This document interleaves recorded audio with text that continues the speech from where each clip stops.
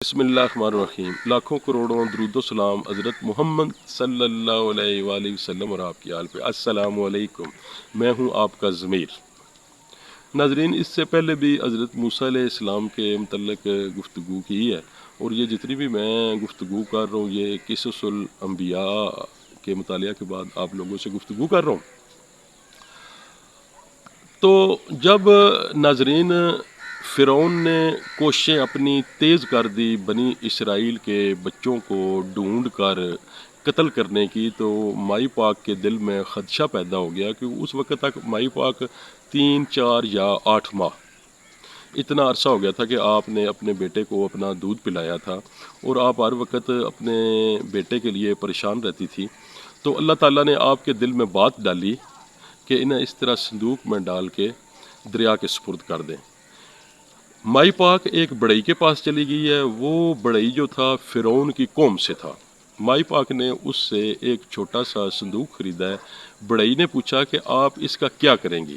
تو مائی پاک نے اسے سچ سچ بتا دیا کہ میرا ایک بیٹا ہے، لخت جگر ہے، اور میں فرعون سے سخت خوفزدہ ہوں، مجھے خطرہ ہے کہ وہ میرے بیٹے کو کہیں کوئی نقصان نہ پہنچا دے، تو میں اسے دریا میں ڈال دوں گی۔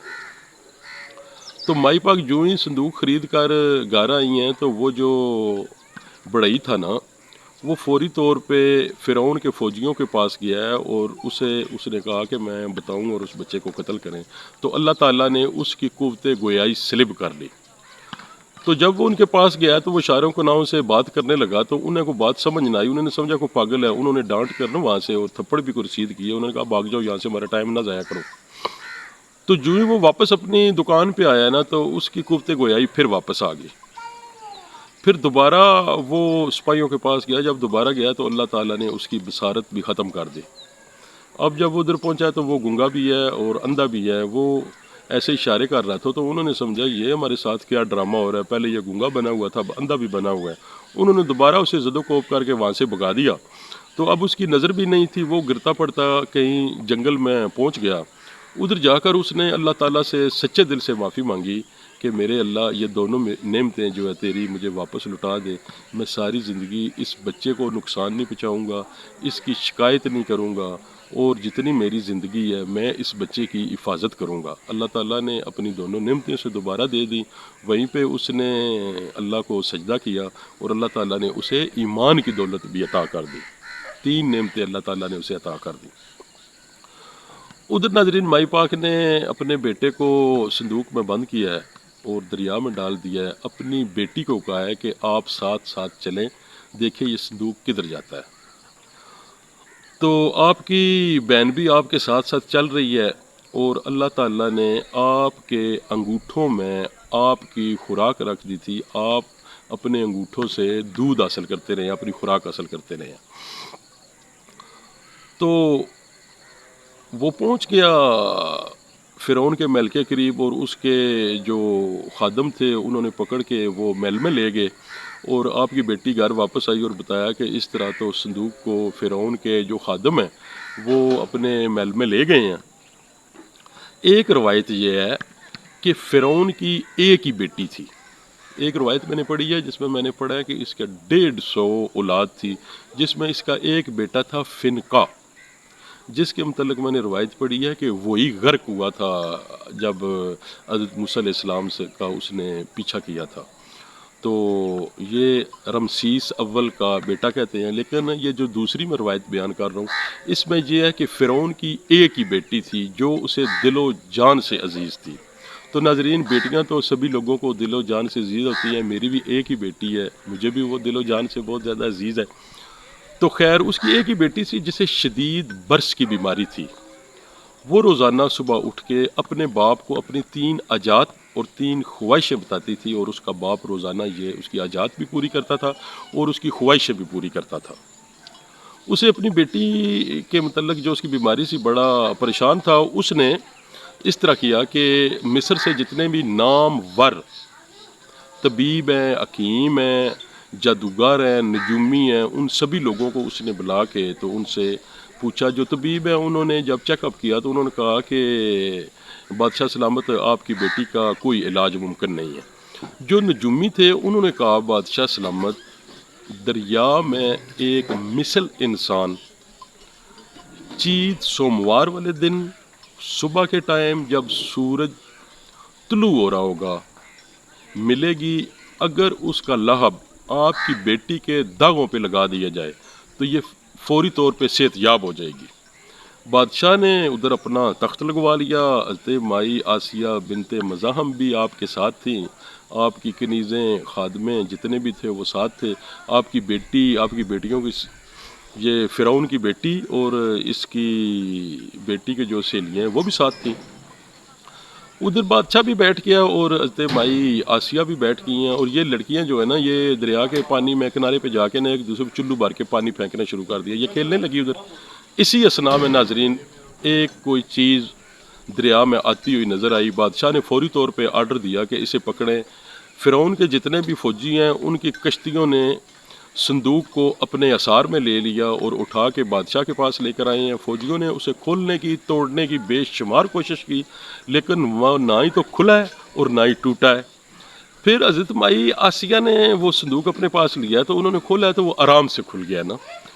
آپ نے جب دیکھا ہے حضرت موسیٰ علیہ السلام ہے اور اپنا جو انگوٹھا ہے اسے وہ چوس رہے ہیں، کیونکہ اللہ تعالیٰ نے حضرت موسیٰ علیہ السلام کی خوراک ان کے انگوٹھوں میں رکھ دی تھی جس سے وہ دودھ پی رہے تھے۔ مائی پاک کی جب پہلی نظر پڑی ہے نا تو اللہ تعالیٰ نے حضرت موسیٰ علیہ السلام کے ایسی شخصیت تھی، اس طرح اللہ تعالیٰ نے اپنے کلیم کو بنایا تھا کہ جو پہلی نگاہ ڈالتا تھا وہ آپ کی محبت میں گرفتار ہو جاتا تھا۔ مائی پاک نے جب آپ کو دیکھا ہے تو آپ کی آنکھوں کے درمیان سے نور کی شعائیں نکل رہی تھیں۔ وہ جتنے بھی ادھر لوگ تھے ان میں سے صرف اللہ تعالیٰ نے یہ مائی پاک کو دکھایا ہے۔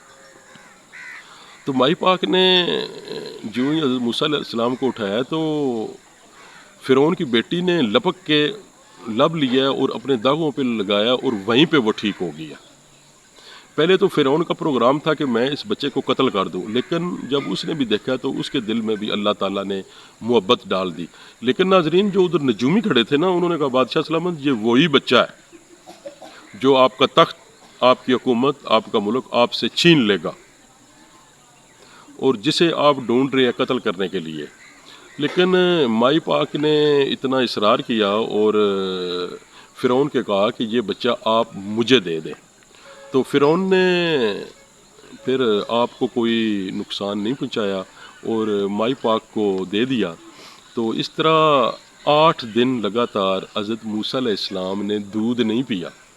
اللہ تعالیٰ نے، کیونکہ حضرت مائی آسیہ نے محل میں دودھ پلانے والیوں کو بلایا، جو بھی آتی تھی، اللہ تعالیٰ نے حضرت موسیٰ علیہ السلام کے دل میں باقی جتنی بھی عورتیں تھیں ان کے دودھ پلانے کا جو مسئلہ تھا اس میں اللہ تعالیٰ نے نفرت پیدا کر دی تھی حضرت موسیٰ علیہ السلام کے دل میں، کہ جو بھی عورت آتی تھی دودھ پلانے آپ دودھ نہیں پیتے تھے۔ 8 دن لگاتار یہی کوششیں کی جاتی رہی ہیں، لیکن آپ نے کسی بھی خاتون کا دودھ نہیں پیا۔ پھر آپ کی بہن ادھر آئی ہیں تو ناظرین ایک اور بات بتاؤں، 800 عورتیں تھیں جو آپ کو دودھ پلانے کی کوشش کرتی رہی ہیں لیکن آپ نے نہیں پیا۔ ادھر جدھر یہ سارا بازار میں وہ عورتیں ڈھونڈ رہے تھے اور چیک کر رہے تھے کہ حضرت موسیٰ علیہ السلام کس کا دودھ پئیں گے، تو آپ کی بہن بھی ادھر پہنچ گئی۔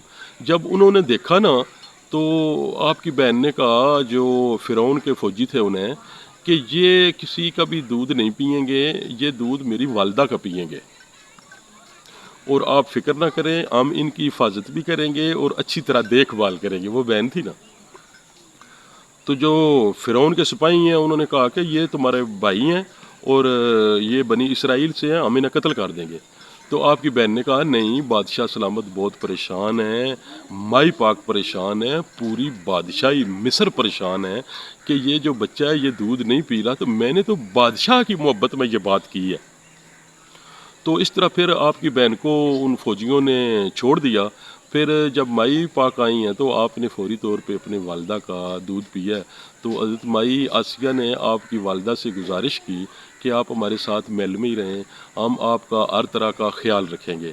لیکن مائی پاک نے کہا کہ میرا اپنا گھر ہے، میرے ادھر بچے ہیں، خاوند ہے، گھرداری کے 100 معاملات ہیں، میں ادھر نہیں رہ سکتی، آپ بچہ میرے حوالے کر دیں، میں ان کی اچھی طرح نگہداشت کروں گی، ان کی حفاظت کروں گی، انہیں دودھ پلاؤں گی اور آپ کی امانت آپ کو لوٹا دوں گی۔ تو ادھر جو ناظرین فرعون کے سپاہی ہیں نا، انہوں نے مائی پاک سے بھی غصہ کیا اور شک کا اظہار کیا کہ یہ آپ کا بیٹا ہے اور آپ بنی اسرائیل سے ہیں، اور بادشاہ سلامت اسی بچے کی تلاش میں ہے کہ بادشاہ نے تو 90,000 بچہ قتل کرا دیا ہے۔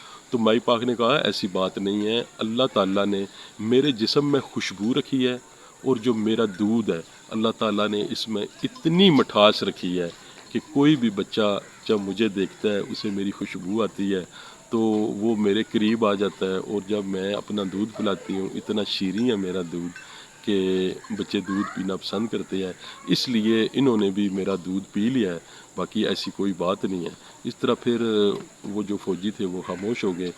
تو دوبارہ انشاءاللہ پھر حضرت موسیٰ علیہ السلام کے متعلق گفتگو کی جائے گی۔